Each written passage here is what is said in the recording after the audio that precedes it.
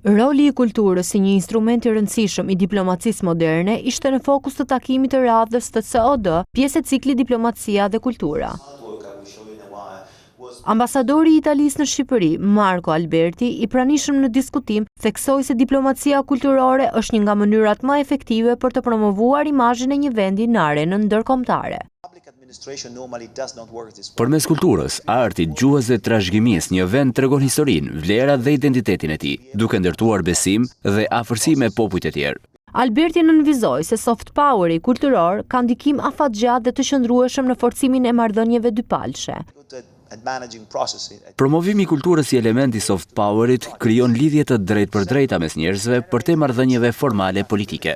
Sipas tij, 3 elementët kryesor të promovimit kulturor janë interesi, identiteti dhe bashkëpunimi. Këta element përbëjnë një instrument të rëndësishëm të diplomacisë moderne.